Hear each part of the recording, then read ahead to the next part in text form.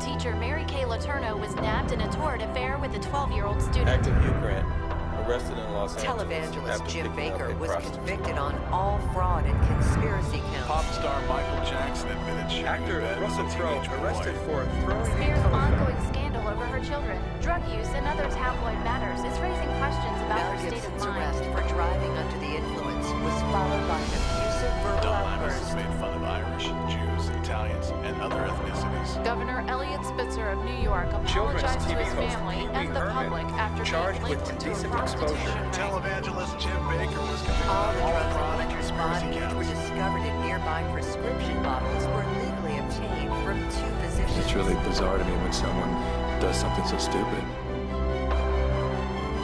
I don't get it. I don't get it. I don't get it. I don't get it.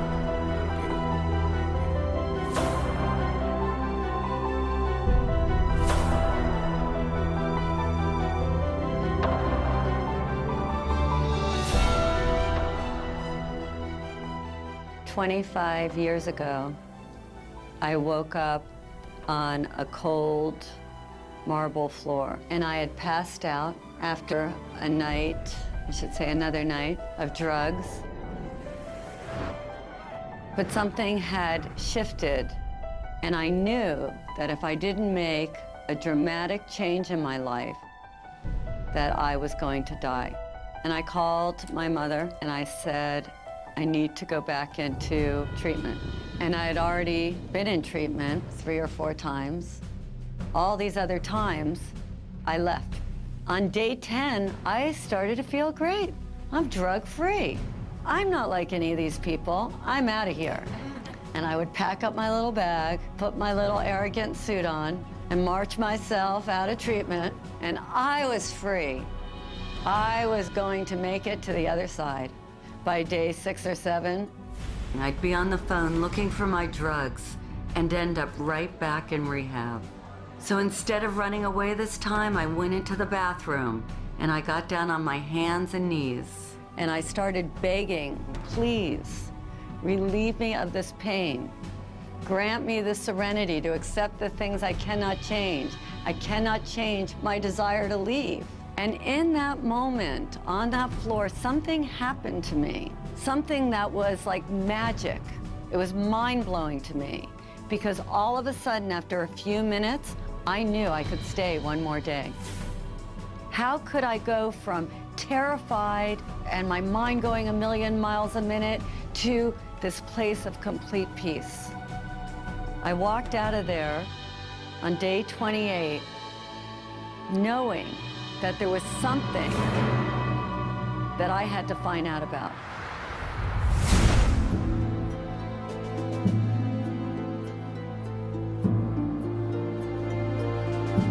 The shadow is dark, it's secretive, it can be dangerous. Shadow is everything that we don't want other people to see.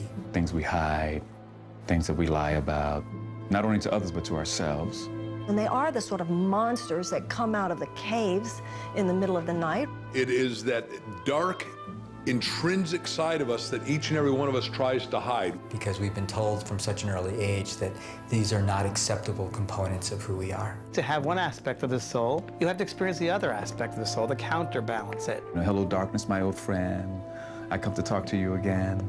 Yeah, they were talking about the shadow. The only time you don't have a shadow is if you're standing in the darkness.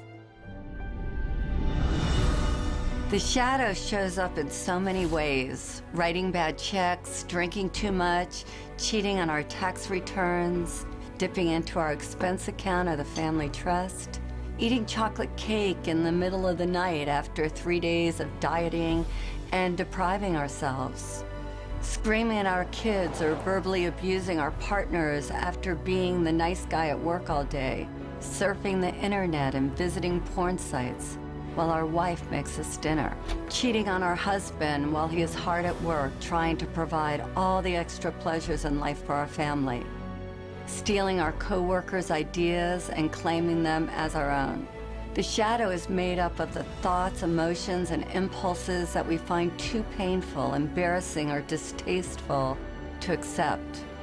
So instead of dealing with them, we repress them.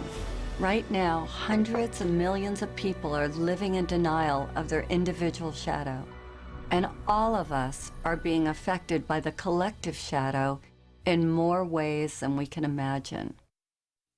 The collective shadow manifests as evil, as war, as terrorism, as social injustice, as radical inequities in our economic status. You know, right now we have 50% of the world living on less than $2 a day, 20% of the world living on less than $1 a day. We are totally in denial of the fact that this is also a manifestation of our collective shadow. Why?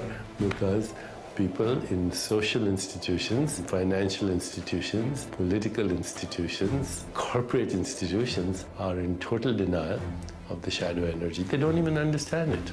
Or even what we call evil in the world is the manifestation of our collective shadow, turned pathological, repressed, in rage, in denial. People who express self-righteous morality are usually the ones who have the darkest, deepest shadows.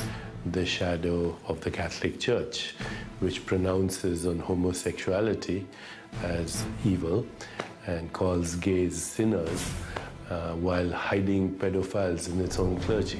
These are all expressions of the shadow. The entire trajectory of human history at this point is like the Titanic. It is headed for an iceberg. It is going in a direction that is unsustainable, and it is going in a direction that is unsurvivable. If not for us, then at least for our children or our grandchildren. And from an archetypal perspective, each and every one of us is the captain. And the temptation is, it's too painful. The temptation is to just distract ourselves. The temptation is to pretend it's not happening. Or the temptation is to go into cynicism. Or the temptation is to just go into anger and indulge that and not do anything. And each and every one of us are challenged at this point. Don't be the captain who just goes downstairs and goes to sleep. Everything that expands has got to contract. What goes up's got to come down. People are going to be confronted with their shadow all of a sudden. They've been living high, living wonderful. Everything's been exorbitantly exuding, and now suddenly there's going to be a contractive phase.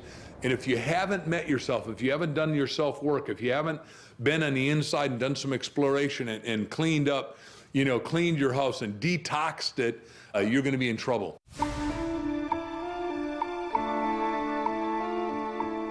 The birth of our shadow occurs when we are very young, before our logical thinking mind is developed enough to filter the messages we receive from parents, caregivers, and the world at large. Even if we had the best of parents, we inevitably got shamed for displaying certain qualities and received the message that something about us was not okay, that something was wrong with us, or that we were bad. You greedy little toot, how are you going to eat all those before dinner? These messages get ingrained in our subconscious like a computer virus, altering our perception of ourselves and wounding our healthy sense of ego. When we suppress any of these qualities, we are living in denial of all of who we are. And of course, it's different based upon our environment. If you're raised in a family of blue-collar workers, and you declare that you want to play the piano or you want to become an artist, that artistic quality will be negatively received, and you may end up having to suppress that. On the other hand, if you're raised in a family of artists and intellectuals and you declare that you want to start working on construction or you want to be really athletic, that may also be perceived of as negative.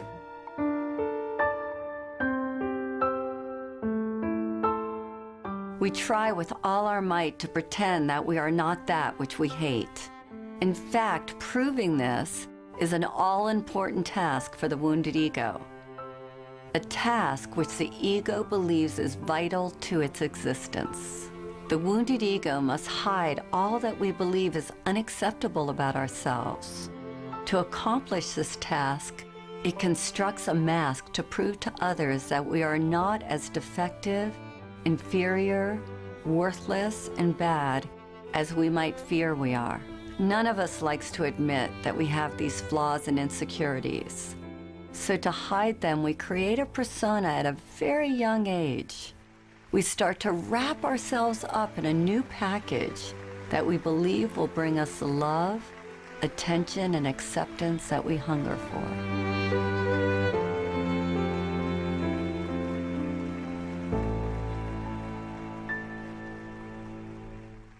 We create personas so that we can belong.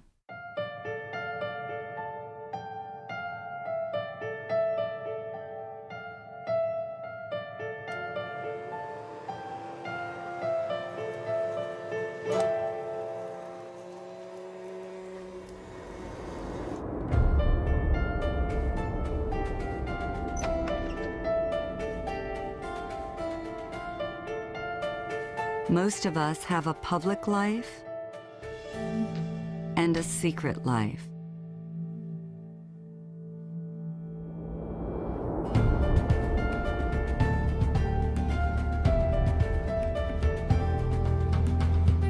We work hard to feel good about ourselves, and a moment later, we do something to sabotage those good feelings.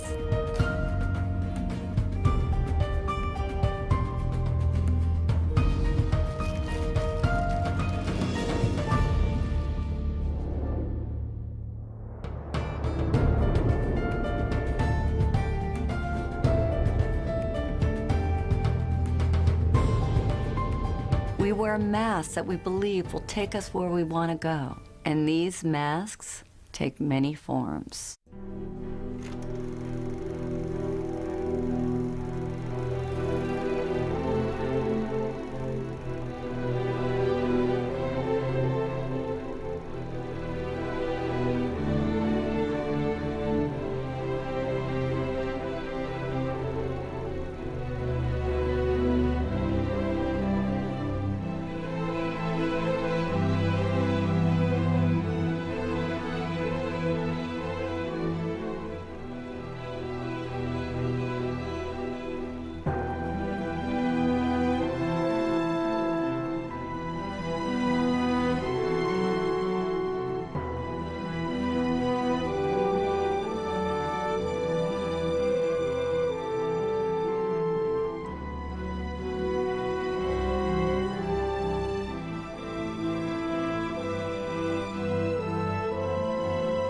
Which one do you wear?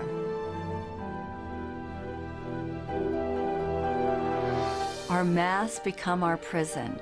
Beneath the mask that we show the world, our wounded egos are in pain. The parts of us that were deemed bad and wrong by others, and now by ourselves, are literally screaming to get out, to be set free, and to be accepted and loved as a valuable part of who we are. When we deny ourselves a safe outlet to express our dark side, it builds up and becomes a powerful force that is capable of destroying our lives as well as the lives of others. This is what I call the beach ball effect. So everything that we reject, we have to keep beneath our consciousness. We try to bury it, so to speak. You know how much energy it takes to put a beach ball underwater? You take your selfish self, you take your angry self, you take your too good self, your not good enough self. You take all of it, and it's like you have 40 beach balls you're trying to manage. And then what happens when you're holding that beach ball underwater? When you're young, you got lots of energy, so you can manage a lot of beach balls. But then, when you're not in the midst of possibility, when your defenses are down, when you have your attention on some big prize you're gonna win, all of a sudden, boom, somebody does something, what happens to the beach ball? Pops up and hits you in the face. What's road rage? Is it anything more than that beach ball coming up? We see it in the media all the time. A filmmaker is making deep Christian films, all of a sudden gets drunk, shouts anti-Semitic comments in a drunken rage, right? A radio star makes his living like being a great communicator. All of a sudden makes a comment, a racial slur. So all of these beach balls that you are trying to manage, are you successful at it? No, it's all but not anymore. When you don't deal with the shadow, that part comes out and it'll creep up. It'll creep up in workplaces, it can creep up in relationships. The more we try to suppress those societally determined, undesirable qualities, the more they find interesting and often mischievous ways to express themselves. And it would be like locking somebody in the basement who wants to get out. So they do things down there to get our attention until we recognize them and let them out. Because those aspects of ourselves that we don't like exit through a kind of detox process. It's got to come out in order to be released. One of my beach balls happened in front of a room full of people. So I'm out of treatment, 5 years. I've been floating around, trying to become the most perfect person. How could I have people want to be my friend? How could I be a little more spiritual? I was on the quest, and I thought I was doing a really beautiful job. And I went to another workshop. We had to get up in front of the room and say what we were committed to in the world. And I thought I was just being wonderful, and everybody was looking at me like you're all looking at me. And from the back of the room, this woman screams out, "You're a bitch!" And I thought, well, I know that. How does she know? And I was horrified. I was so humiliated. It was the one word that I didn't want to be called. And she said to me, "Tell me something good about being a bitch." And I said, "There's nothing good." She goes, "Well, you're a bitch. There's got to be something good about being a bitch." And all I could think of was all the ways that that part of me had hurt me. And at the time, I was a retailer. And she said, "Do you ever get damaged merchandise delivered to your store?" And I said, "All the time."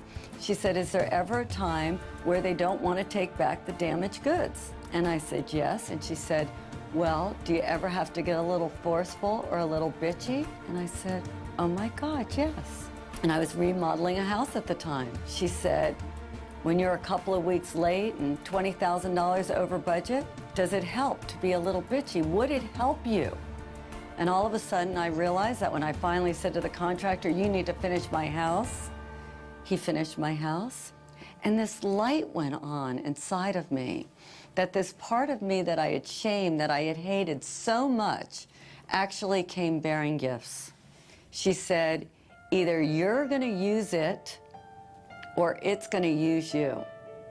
And that was a life-changing moment for me. When we fully understand the human soul, we find that it's a place of ambiguity, of contradiction, of paradox. All experience is a result of contrast, light and shadow, pleasure and pain, up and down, backwards and forwards. In order to have manifestation, you need opposing energies. You need your enemies to be who you are. The human soul is simultaneously divine and diabolical, sacred and profane, sinner and saint. Eastern wisdom traditions, we have a saying, the sinner and saint are merely exchanging notes. So once you understand that, then first thing you realize is to have a shadow is normal. If you had only truth, goodness, harmony on your side and the complete absence of the other, there would be no creative impulse. Let's say you had only the evolutionary creative impulse in the universe, then the universe would rapidly burn itself into the heat death of absolute zero. If, on the other hand, you had only the impulse of inertia or destruction or entropy, then the universe would rapidly collapse into a big black hole before you could say Deepak Chopra. We are the microcosm of the macrocosm. This means that every quality that we can see in another exists within us. We possess every human characteristic and emotion, whether active or dormant, whether conscious or unconscious. There is nothing we can see or conceive of that we are not. We are everything, that which we consider good and that which we consider bad. How could we know courage if we have never known fear? How could we know happiness if we never knew sadness? How could we know the light if we didn't know dark? All of life is based on the coexistence of these pairs of opposites. Our shadow is forever hiding from itself. Rather than confront our own darkness, we project these unwanted qualities onto others. When we are projecting our shadow selves, it sounds like this. She's so self-centered. He's so full of himself. These people are idiots. What a loser. Afraid of our own unworthiness and simultaneously afraid of our own greatness, we unconsciously transfer these qualities onto another rather than owning them ourselves. Those we project on own pieces of our unclaimed darkness as well as pieces of our unclaimed light. Until we take back all that we have projected away, what we can't be with won't let us be.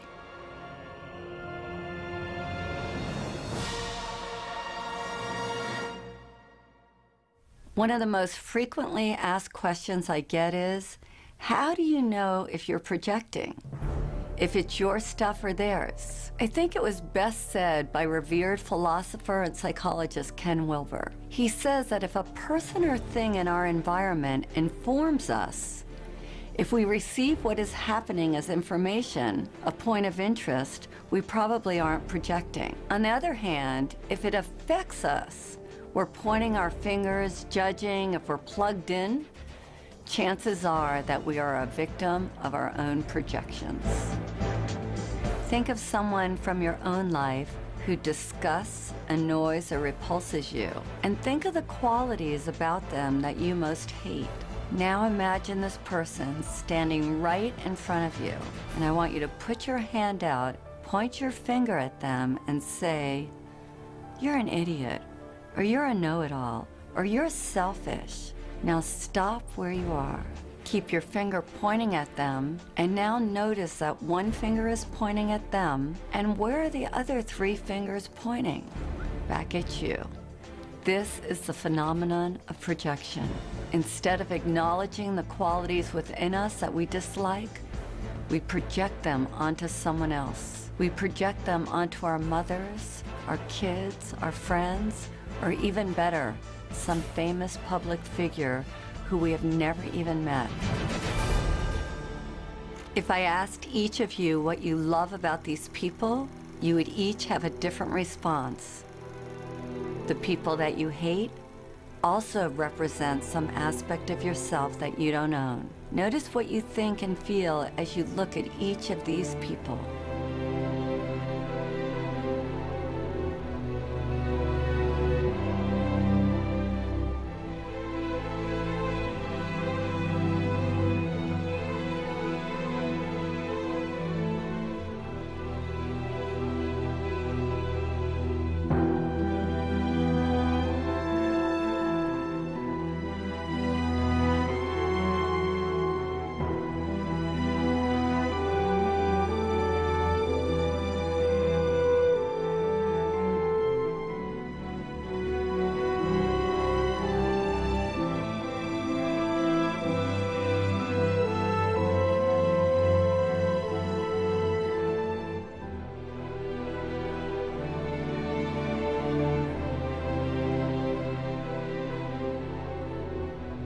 Whatever we judge or condemn in another is ultimately a disowned or rejected part of ourselves. I was watching the events of 9/11 on TV with a friend of mine, and after that we were driving down the street and turned to my friend and I said, "You know, from now on, the Arabs are going to be the new blacks. They're going to get the brunt of a lot of projections that blacks have carried in this culture for a long time." Now, a lot of times, blacks react. We react to those projections, and we project back. And that creates a vicious cycle, and the ego consciousness just responds the way it should, really, because it's designed to respond as a survival mechanism. That's what the ego is all about, to help us survive. But it's mechanical, it's reactive. When an aggressive, negative energy is directed at us, the ego immediately wants to defend and react. Of course, when you react to a projection, you become that projection. And I didn't want to become an angry black man. That doesn't mean that I don't get angry. I certainly can and do get angry, but I express it and let it go. There's an old Sufi story about a philosopher who made an appointment to debate with a Sufi wisdom teacher named Nasruddin. When the philosopher arrived at his appointment, he found Nasruddin away from his home. Infuriated, the philosopher picked up a piece of chalk and wrote "stupid oaf" on Nasrudin's gate. When Nasrudin got home and saw this, he rushed right over to the philosopher's house. "I had forgotten that you were to call, and I'm sorry I missed our appointment," he said. "But I remembered it the minute I saw that you had written your name on my gate." The great Swiss psychologist Carl Jung, who coined the word shadow and shadow work, said, "That is the shadow, the person we'd rather not be." Rush Limbaugh hated drug addicts, and then it was revealed that he was one himself. Reverend Ted Haggard railed against homosexuals and was later caught in a drug and male prostitute scandal. A powerful example of projection at play is that of the ex-governor of New York, Eliot Spitzer. As a public official, Spitzer worked tirelessly to rid the streets of prostitution rings. Ultimately, he wound up getting busted for having a relationship with a call girl, which ruined his reputation and his political future. If we look at this through the eyes of the shadow, I would suggest that sometime long ago, probably as a young man, he had the impulse to sleep with a hooker. Since this wasn't politically or socially acceptable, he buried this impulse deep inside, only to be brought down by this very unconscious urge. It's fascinating to see that he tried to destroy the temptation in the outer world because unconsciously he knew that the real danger lurked in his inner world. This is why we want to deal with the shadow. Rather than trying to convince you that you're not all those negative things and encouraging you to think a good thought, shadow work urges you to get in there and to be with what you are resisting, because what you resist will persist. If you don't deal with your shadow, it will deal with you.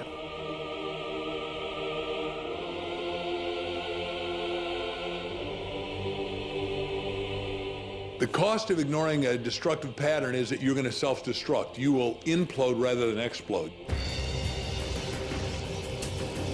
You know, my training is as a neurologist, so I've spent well over 3 decades studying how the nervous system organizes this information.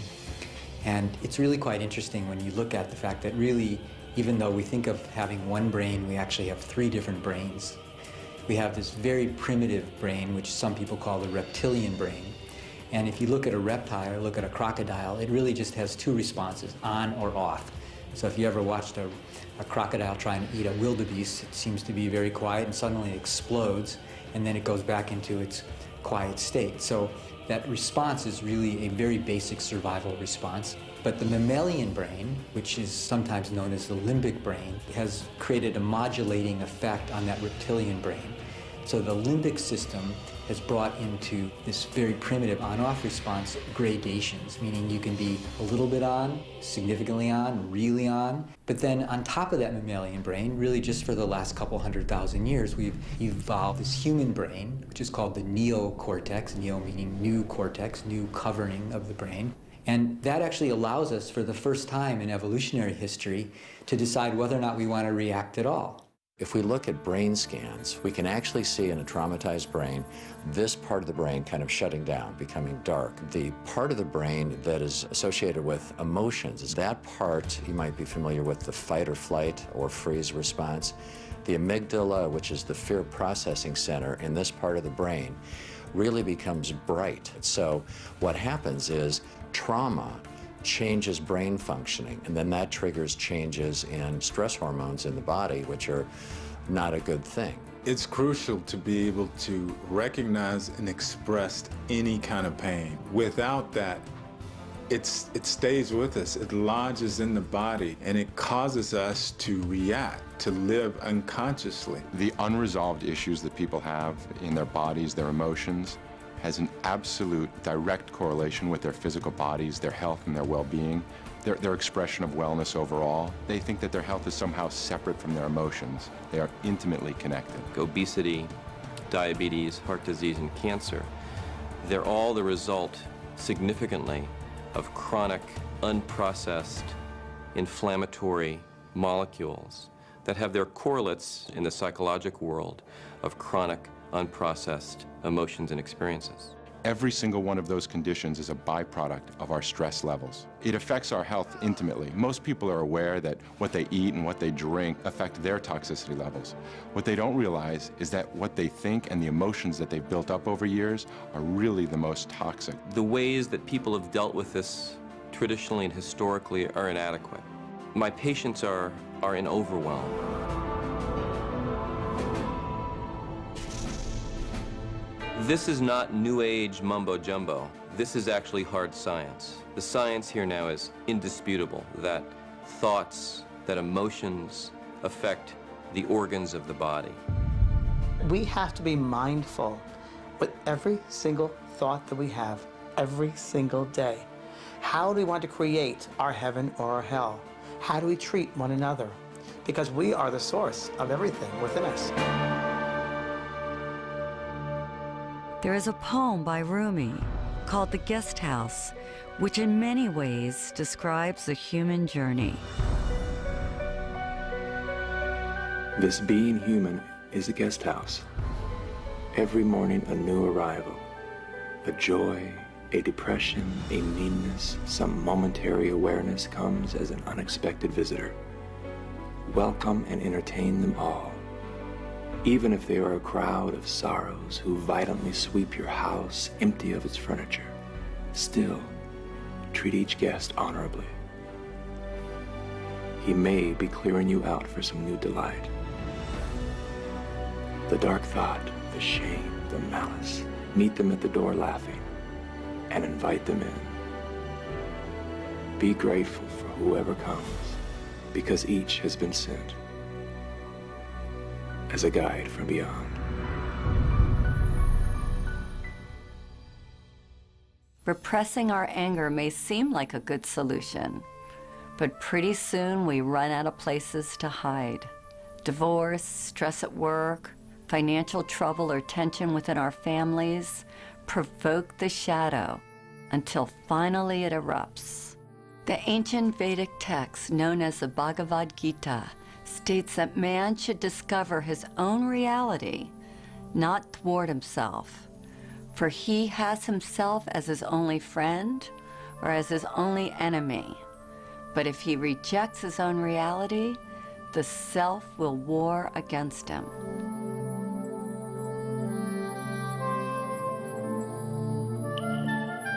It's easy to love yourself when you wake up feeling strong and worthy and you have enough money in the bank and you feel great.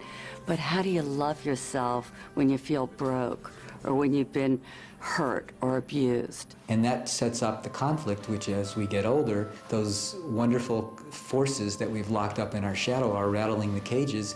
And sometimes if we're distracted, they sneak out and we think, and the people around us think, what were we thinking? And the answer is we weren't thinking. When repressed, the shadow can look like this.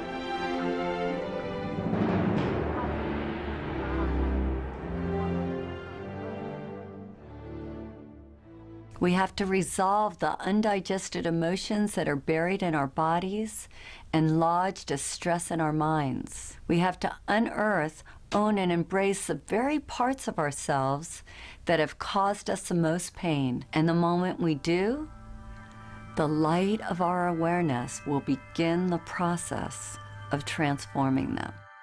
We think we're alone. We think we're different. We feel isolated or abandoned. And then when we come together, we find out that we all go through traumas, that to be human is to be challenged, and that everyone has gone through some trauma. And if we're courageous, we see that there is gold to be mined in every experience.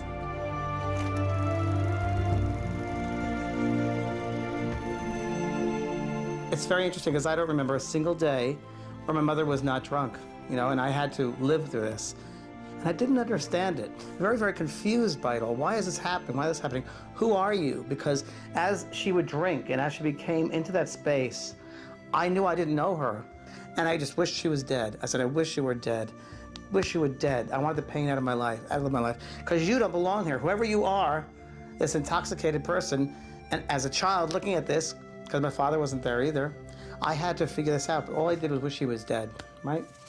Well, not until 30, 40 years later, after she had passed over, she lived many, many years after that, and after getting involved in this work, I realized that that was indeed one of the most incredible blessings of my life. I learned from that situation about compassion, and I learned about forgiveness. And that's a pretty big one to have to learn about forgiveness. We see these things as horrific experiences, terrible experiences, dark experiences, when in truth, they're really enlightened experiences because they help us to be who we are. They help us to be compassionate. They help us to be forgiving. They help us to look at someone very, very differently. What doesn't kill us makes us stronger. At a certain point in life, it's about saying, I have been through what I've been through. I've succeeded in some ways, perhaps, but I've also failed in some ways. I've been strong at times, but I've also been weak at times. I've gotten some things right, and other things I've gotten wrong. And some things have gone well for me, and some things have been damn awful. The issue is, what am I going to do with all of that? Two people can go through the exact same situation on an external level, but internally, they do two completely different things with it. That's why we read incredible stories about people who went through the Holocaust or people who were victims of genocide, and yet they survived. And yet they go on to live extraordinary lives. And then you meet other people who went through a fraction of that in terms of an internal trauma, but they stay stuck in it forever. We begin to ask ourselves, what am I getting from staying stuck there? What am I avoiding from staying stuck there? And what we are avoiding is the greatest challenge of all, and that is to be who we can be in order to serve the world. I asked a few people to share their own shadow stories. Some of them are complete, others are ongoing. All of them are portraits of a fearless commitment to transformation. Sui is like that beautiful combination of a miracle, that part of her that she deems so worthless and unlovable actually comes bearing the greatest gifts and makes her the shining light that she is today. The pain that I've been carrying throughout my life was the pain of believing that I was abandoned by my parents because I wasn't pure enough. I'm actually mixed in terms of, half Japanese, half Chinese. I was considered mixed and impure enough to be raised in Japan. My parents live in Japan and they left me with my grandparents in Malaysia. I just felt so abandoned and rejected. My father ended up getting a divorce from my mother. He remarried another Japanese woman, but nobody ever told me that when my father came back with his wife, that she's not my mother. I felt the immediate rejection, that they didn't want me in their lives and that they would rather have, 2 dogs than have me with them. Because I have always discarded my Japanese identity in favor of my Malaysian Chinese identity. I felt like the country has betrayed me, and I used that pain to really put it into my work.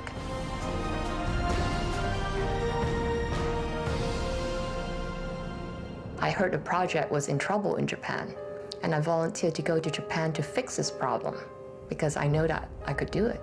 That one day I stepped into Tokyo, and I just felt that this is where I need to be to really discover and explore the Japanese half of me. In less than 3 years, I created a business from $40 million to over $200 million in a country dominated by men.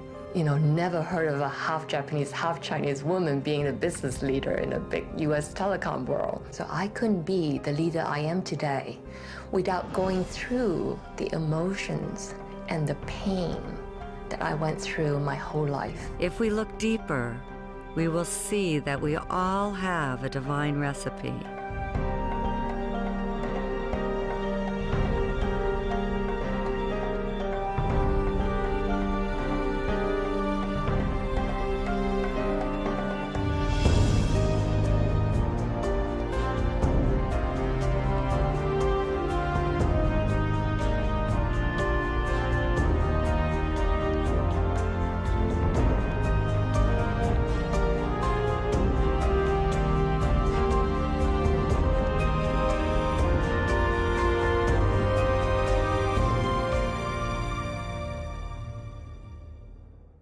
All of us have shame about things that have happened to us. We've all gone through difficult times. We address these issues so we can quiet our minds, heal our bodies, and get closer to our heart's desires. Hector had to let go of his macho persona to make peace with the one that he loved the most, which was his father. My father was your traditional Mexican man in the sense of working hard, wanting to get ahead, wanting to provide for his family. And as a young boy, I was looking for his love. I wanted his attention. The challenge was trying to figure out what was wrong with me, because obviously something's wrong with me. If, number one, he's not giving me the attention I want as a little boy, not giving me the love, yelling at me, you know, being verbally abusive, obviously I did something wrong, there's something wrong with me. So I carried that story from that point on for a long time. And I realized he probably wasn't going to do it the way I wanted. He probably wasn't going to tell me what I wanted when I was a little boy. Mi hijo te quiero, te adoro, I love you, son. I did some personal growth work. I went inside, looked at the shame, the guilt, the pain. I went through that, I healed that. And I was able to have that forgiveness with my dad and let that go. I wasn't going to tell him I love you for him. I was going to tell him I love you for me. My dad passed on. And I'm really grateful that I listened to that inner voice that said, you know, go ahead and tell your dad that you love him. Do it for yourself. Dr. Edie Eger is one of the most beautiful, divine women on the planet today. And she survived the worst circumstances, something that most of us can't even ever imagine. May 22nd, 1944, when I arrived in Auschwitz, there was chaos. My father was separated from us, and my sister and I facing Dr. Mengele. I didn't know who he was until later. And he pointed to my mom to go to the left, and my sister and I to the right. I asked the inmate, when will I see my mother? And she pointed at the chimney, and fire was coming out of the chimney. And she said, you better talk about your mother in past tense. She's burning there. My sister and I hugged each other and said, the spirit never dies. The spirit never dies. I remember that so vividly, even today. In Auschwitz, we didn't know when we took a shower whether water is going to come out or gas. And then there were others who ran into the barbed wires. They got electrocuted. And that night, Dr. Mengele came to the barracks and wanted to be entertained.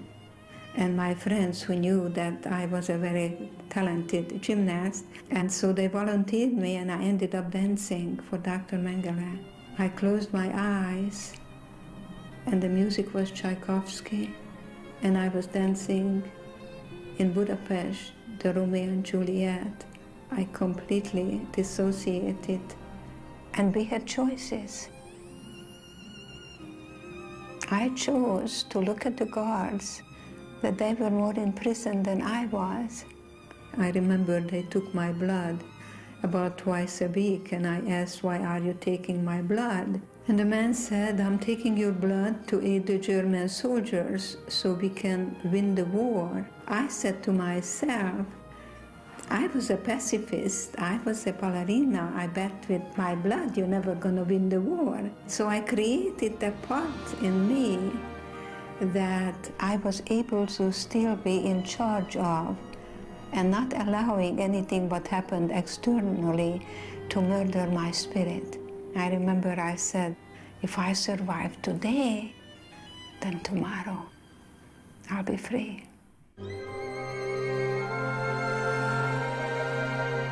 I remember when Marita came to the shadow process and everybody was looking for the negative qualities they needed to embrace. Marita couldn't even say hers, and I kept asking, what is so horrible that you can't even say it? And she said, because of my background, mine is that I'm a Nazi. I was born in Germany in 1955, 10 years after the war. I found out when I was 11 or 12 what my country had done. This is a subject we never talked about. My grandfather wouldn't tell me about his experience. My mother wants nothing to do with this. I'm not the only German that holds this and lives this and hides this. And I found many ways to sabotage myself from ever tasting power or success because, you know, Hitler was successful to coming to power, and that power was horribly abused. I didn't interact with any Germans at all. I stayed away from them, and I did not want to interact with any Jewish person because I didn't want to cause any more pain, and I was ashamed. Samya was willing to shine light on the darkness and willing to take back her own projections for the good of all humanity. In 2006, when Israel bombed Lebanon, at the time I was trying to evacuate members of my family and try to bring them over to the US, and there were no news. You needed to figure out how to reach to them. I became so angry again because here is my family and the bombing. One day I was watching TV. I saw girls crying, little girls. I saw they were Lebanese girls. And of course, you know, every time I saw like Lebanese kids being bombed and everything, I was really, really angry. I was like, you know, yes, yes, yes, like bomb the bastards kind of thing. And at the end, I realized they were reporting from the Israeli border, on the other side of the border. And they looked exactly the same as the Lebanese girl that were killed on the other side of the border. And I saw the pain. And that day I made a commitment to myself that I will no longer tolerate that kind of cruelty, irrespective of which side of the border it's happening. Now, I'm not saying that if you and I rise up to become the people that we are capable of being, that we will rid this planet of war in our lifetime. But I believe with all my heart, we will achieve enough this lifetime that humanity will go in that direction. It's embracing authentically who you are and not being ashamed of it. There's nothing to be ashamed of because everybody has a shadow. If somebody doesn't, they must be pathological. When I'm leading the shadow process, it feels like my own journey has come full circle. I've been very judgmental over the years. I was having some really dark dreams about you last night. They're all true. When we embrace our totality, we experience freedom. My heart feels as big as my body. It's no longer like little anymore. It's like, it's me. And embrace it with love. Love, because that's what we're here for, to give and receive love. Can't even believe that's you, Margaret. I figured out who you were. I remember. If I hadn't faced my darkness, I never would have found my light.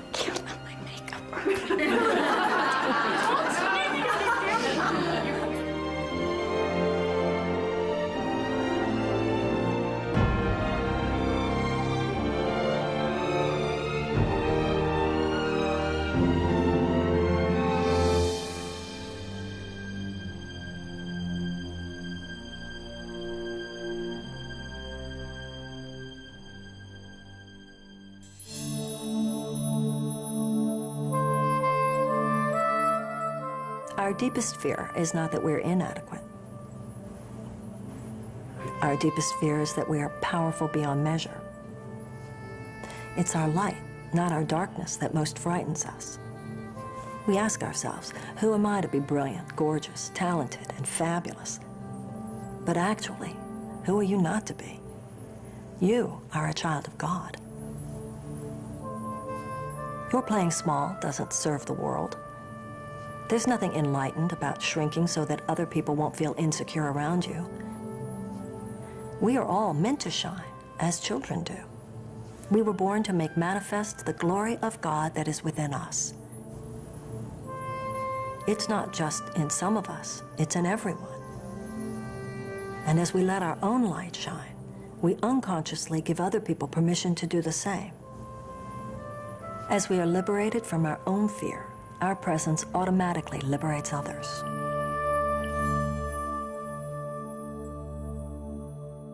Consider the story of the Golden Buddha. In 1957, a monastery in Thailand was being relocated and a group of monks was put in charge of moving a giant clay Buddha. In the midst of the move, one of the monks noticed a crack in the Buddha. Concerned about damaging the idol, the monks decided to wait a day before continuing with their task. Later on, one of the monks came to check on the giant statue. He shined his flashlight over the entire Buddha, and when he reached the crack, he saw something reflected back at him. His curiosity aroused, the monk got a hammer and a chisel and began chipping away at the clay Buddha. As he knocked off piece after piece of clay, the Buddha got brighter and brighter. After hours of work, the monk looked up in amazement to see standing before him a huge solid gold Buddha. Historians believe the Buddha had been covered with clay by Thai monks several hundred years earlier before an attack by the Burmese army. They covered the Buddha to protect it. In the attack, all the monks were killed. So it wasn't until 1957 that the great treasure was discovered. Like the Buddha, our outer shell protects us from the world. Our real treasure is hidden within. We human beings unconsciously hide our inner gold under a layer of clay. All we need to do to uncover our gold is to have the courage to chip away at our outer shell, piece by piece.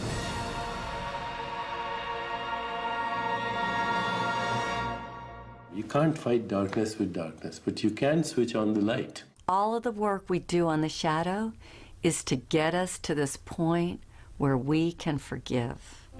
To do forgiveness, we put blindfolds on to make it safe for people to share their deepest secrets.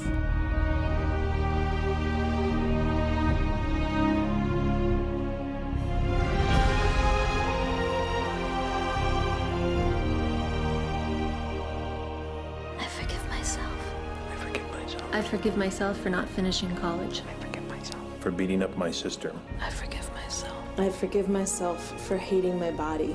For screaming at my kids. For not laughing enough. For thinking I'm a stupid, incompetent asshole. For stealing from my first boss. For being rich. For being beautiful. I forgive for myself. drinking too much. Not speaking out. I forgive myself. I forgive myself. The lying, the cheating, binging on my diet. I forgive myself. Forgive myself. Forgive myself. Forgive myself. I forgive myself for everything. You are forgiven. You are forgiven. You are forgiven. You are completely forgiven.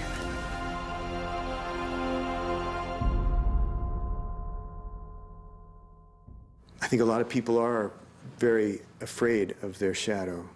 They don't even want to consider that they have one.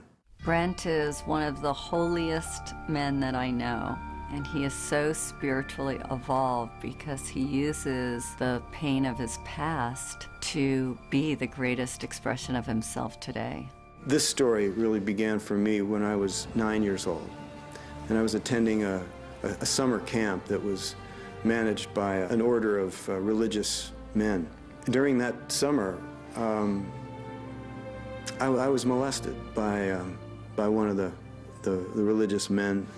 I remember that experience being a beginning of a split for me from myself. It happened a number of other times during that period of time I was at that camp. I was always afraid that that guy was going to come in the middle of the night. I even went so far as to borrow a knife from someone that I kept under the pillow. This is a 9-year-old kid. I remember I just felt like some part of me died at that time. I went on with my life, holding on to that secret, holding on to that shame of not really being connected with myself anymore.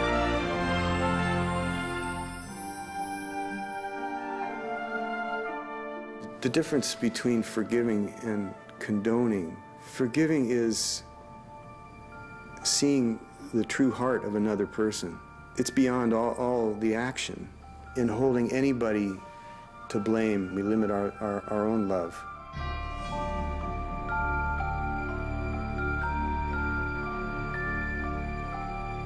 People need to know that they can get help,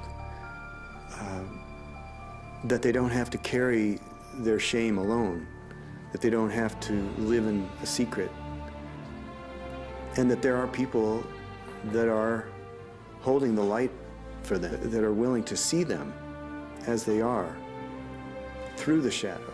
It's the only way to see yourself, is to look at the light and the darkness and to embrace it. I use that analogy of being like a drowning person, where someone's holding your head underwater, and at some point you realize that you have to be the one that fights your way back to the surface. What happened to me as a child has given me a real depth of compassion, which I'm so grateful for, because it's so clear to me when I work with people how they're suffering, how they're hiding. And it's been the greatest gift of my life that I'm in a position where I can honor people in that way. I'm just so grateful to be able to connect with people on that most vulnerable level, that deepest level of the soul. I regained my faith because I asked for it. Forgiveness doesn't happen in your head until it happens in your heart. My mom was walking downtown Beirut with the young Israelis, and she turns to my dad, and her mother had been killed by the Israelis. She goes, "Mustafa, these are young soldiers, don't they have a mother? And if she can forgive, who are we not to forgive?" Well, you can't move on if you don't forgive. The train stops if you don't forgive. And mostly, you got to forgive yourself for taking whatever happened to you too deep, to a deep place that it shut you down.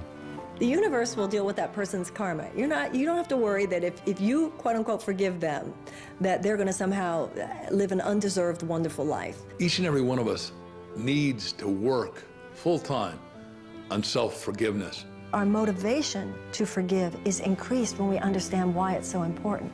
It's not just to make their day better, it's to free you. And forgiveness is the hallway between the past and the future. The future expression of who we are as a planet, as our country in America, depends on the people that grow up, that become the next presidents, that become the next politicians, economists. We want to make a difference. We want to somehow get it right, you know, to feel like we did, or at least we tried to do what we came here to do. That is the gold that is being mined today. But that's because the world is growing. We're entering a new age. That's what's going on. That's why we're talking about this. You are a force of love. You are made from love. And love is the most forceful energy you could ever have. Accept that energy. Accept who you are.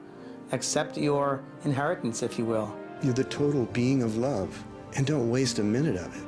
I've come full circle, and this is the external of what was going on inside of me. It's how we are able to perceive everything in life as an opportunity for growth.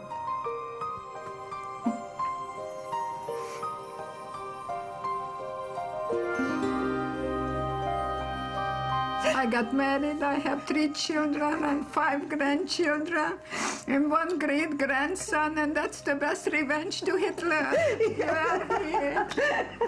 You and I are here, yes.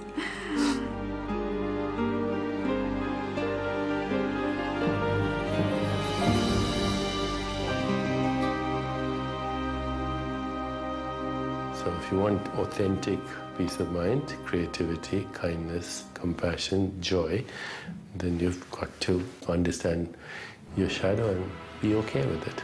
Celebrate it. If shadows could talk, they would tell us that we're as precious as 1,000,000 pounds of gold, that our brightest light can shine only when we've accepted our darkness, that there is wisdom in every wound, that there is a greater future waiting for us, that we are children of God and have a right to be here, that we were all created equal, that our pain is not personal, but belongs to every man and woman alive, that life is a magical journey of making peace with both our humanity and divinity. They would tell us that we deserve better, that we matter, that we are more than we ever dreamed possible, and that there's light at the end of the tunnel, that there is nobody in the world quite like you. What if you knew in every cell of your body that you were living a divine plan, a plan so important, so vital for the evolution of humankind? What if you knew that everything that was happening right now that doesn't fit your ego ideals is happening to support you in stepping out of the smallness of your darkest thought into the brilliance of your biggest dream?